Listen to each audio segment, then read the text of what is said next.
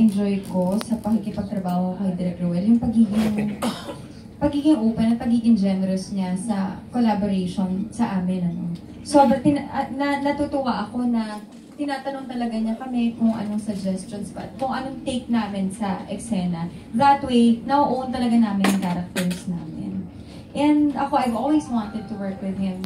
I'm a fan of his work. Ang daming niyang pelikula na napanood ko, No Other Woman, One More Try, and finally, nabigyan ako ng pagkakataon and privilege to actually work with him. At first time ba? Sa totoo lang, first time. So parang bitin na bitin, sana talaga makatrabaho ko siya ulit. Galing. Yes. Derek, working with Derek Ruel. Exactly what Bea said, and what I like about Derek is he's a perfectionist. He won't start a scene until we're all on the same page. So the best way to describe it is he trusts his actors, their opinions. Sometimes we'll scrap what was actually written, sit down all together. He'll come into your standby area, or Derek, before we shoot this, we all have to talk about it. And seriously, it might even take it longer than actually shooting the scene. Just discussion. Thinking, yeah. We even sometimes, minsan may rehearsal, minsan wala. Whatever he thinks is best for us. Like he asks us how we feel. Should we rehearse this, or should we just shoot it? You know, and it's nice that you have a director who's proved that he's on the top of his game, for him to ask his actors, what do you think? And I really admire that about him. Yeah, thank you. Wow. Inabot mo ba sa Direk Ruel Bayaning Terror? Hindi pa. First sabi ko noon. Si Go, Pao. Oh. Terror daw ako nung Ay, Hindi ba inabot? Okay. Di ko rin nabutan sa kabilang stasyon si Direk. Pero for a time nagkasabay. But like what? Nagkasabay kaming nandun sa but like what Bea and Derek said, what I love the best about Direk Ruel is he's very open for collaborations. And kumaga, minsan nga it comes to a point na naging debate na sa set.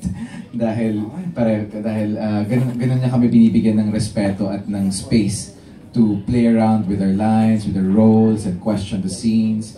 At eventually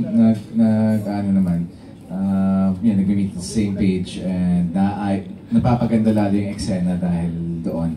But at the same time, syempre hindi pa rin nawawala.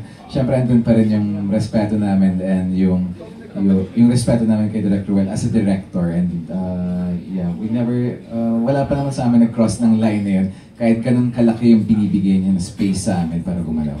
And it takes a very confident and seasoned director para tanongin yung actors niya kung anong takes sa scenes. And to trust us.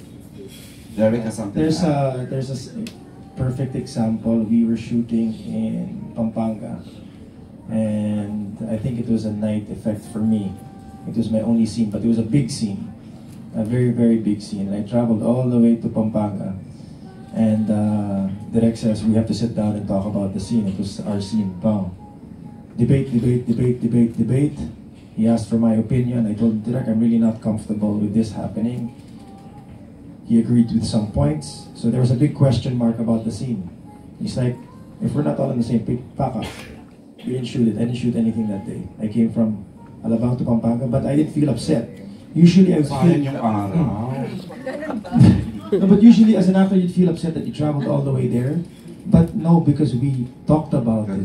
We collaborated, we discussed, and we said, okay, it's not the right time to shoot this. It has to be thought of properly.